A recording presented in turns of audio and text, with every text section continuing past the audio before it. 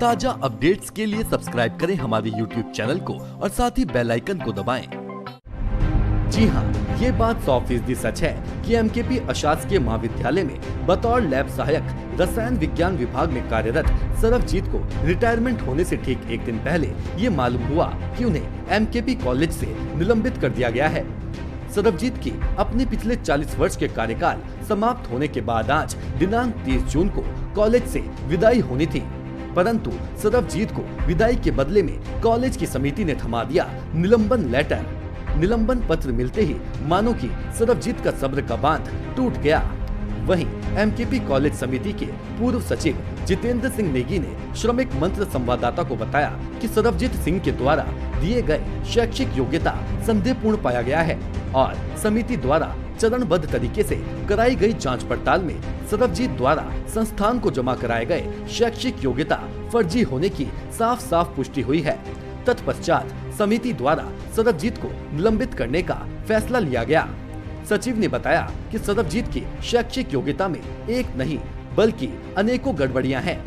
वहीं दूसरी ओर सरबजीत सिंह अपने ऊपर समिति द्वारा लगाए गए सभी गंभीर आरोपों को निराधार बता रहे हैं और ये कह रहे हैं कि मुझे बदले की भावना से षड्यंत्र कर बलि का बकरा बनाया जा रहा है और इस बात का ये जीता जागता सबूत है कि रिटायरमेंट होने से महज एक दिन पूर्व में निलंबन करने का फरमान जारी किया जाना।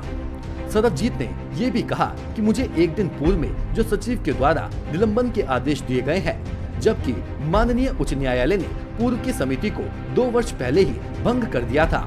अब सवाल ये उठता है कि जब ये पूर्व की समिति अस्तित्व में है ही नहीं, तो फिर समिति के सचिव द्वारा ये निलंबन का फरमान जारी कर देना जायज नहीं है और समिति द्वारा ये निर्णय मेरे व मेरे परिवार के लिए किसी उत्पीड़न से कम नहीं है और वह अपने साथ हो रहे मानसिक व आर्थिक उत्पीड़न के लिए कोर्ट का दरवाजा खटखटाएंगे।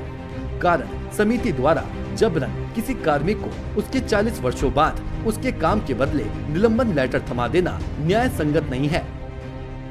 पेपर आपने दस्तावेज लगाया है, साक्ष्य लगा रहे हैं, सर्टिफिकेट, वो सही है कि फर्जी है? सही है, एकदम सही है। उसने क्या हुआ कि सर 2013 में जब मैंने भरा था फॉर्म, तो उस समय 1 साल हमारा मार्कशीट 2001 में नहीं है, फिर 2 में हम छोड़ के आए, तो भर के हम क्या करना फायदा, पैसे बर्बाद करो। फिर मैंने 3 में भरा, आ गया, 4 में भरा, आ गया। हमने कहा जब वो नहीं होगा तो उसकी मांग क्या होगी। फिर मैंने एप्लीकेशन वहाँ भेजा, तो वहाँ से डुप्लीकेट कॉपी, वहाँ से वो गलती या उनकी मिस्टेक है या जैसे भी है, वो डीएवी कॉलेज की कर दिया, तो उसे करें कि रिजेक्ट है, तो हम क्या करेंगे। देखिए, श्री सरबजीत सिंह के बारे में काफ़ी पिछले दिनों से शिकायतें आ रही थी। डॉक्टर एस के शर्मा के द्वारा इनकी शिकायत की गई, इनके प्रमाण पत्र फर्जी है, उत्तराखंड राज्य में मान्य नहीं है। तो इस संबंध में समय समय पर निदेशालय से, शासन से भी पत्र आते रहे हैं और मैनेजमेंट के पास भी ये शिकायत है। तो मैनेजमेंट में इसकी बैठक करके कॉलेज की कार्यवाहक प्राचार्य डॉक्टर रेखा करेन को निर्देशित किया कि इनके प्रमाण पत्रों की सत्यता की जांच करवा ली जाए। शिकायतकर्ता का पक्ष जांच कमेटी में, जांच कमेटी ने अपने 14 पेज की रिपोर्ट में सभी साक्ष्यों सहित अपनी प्रस्तुति दी कि भाई इनके प्रमाण पत्र प्रथम दृष्टया संदिग्ध और उत्तराखंड राज्य में अमान्य प्रतीत होते हैं, इसलिए इनको निलंबन किया जाए, इनको एक आरोप पत्र सौंपा जाए। हम दिखाएंगे 40 वर्ष काम के बदले निलंबन का कड़वा सच पार्ट 2 में सिर्फ और सिर्फ श्रमिक मंत्र पर स्टोरी हेड आलोक शर्मा के साथ।